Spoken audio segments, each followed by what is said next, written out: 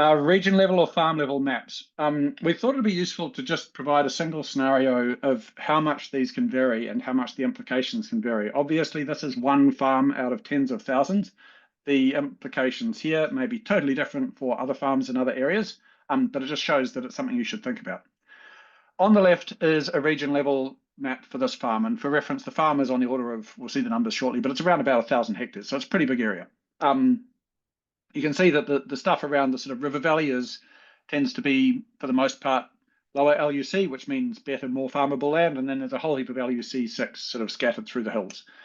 Contrast this with the farm level mapping on the right. Quite different. Like there is a lot of rhyming between the two. Like there's sort of the stuff up in the northwest corner, which both maps agree is LUC7. A lot of the stuff along near the river, both maps agree is LUC sort of 1 to 5.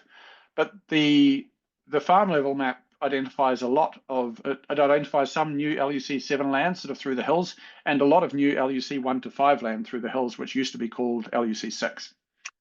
And here are the implications of that for these different allocations and categories. So at the region scale, the level of LUC 1 to 5 land was significantly lower. There's a lot more LUC 1 to 5 in the farm scale mapping, which from if you're thinking of this as an opportunity for your, like how productive your farm is going to be, it's probably really good news.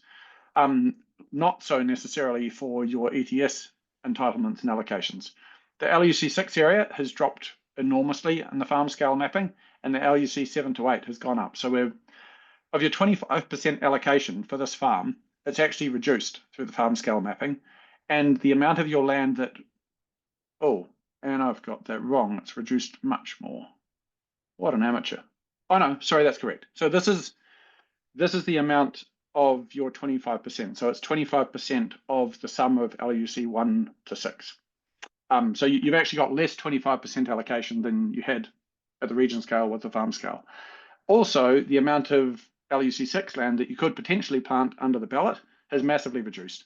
And the unrestricted land, though, has gone up significantly. Whether or not that is beneficial for you depends entirely on what forest you might want to plant where in exotic trees. There's also a further complication, which is the erosion classification question. As I mentioned before, any land which is designated as high or severe erosion risk in the regional map is unrestricted forest. There may be other reasons that you can't plant it due to regional constraints, but you can see that here I've got these red blobs are areas that are in the highly erodible land layer, designated as having a high landslide risk with delivery to a stream. That's not to say that these necessarily will be high or severe erosion risk in the regional level mapping, but there's a pretty good chance. And you can see that they actually coincide with a lot of the areas where you might gain benefits from the farm level LUC 7 and 8 classifications. So the interaction of these is going to be a further factor in which one you choose and where you can plant trees and what you can do with the trees that you plant there.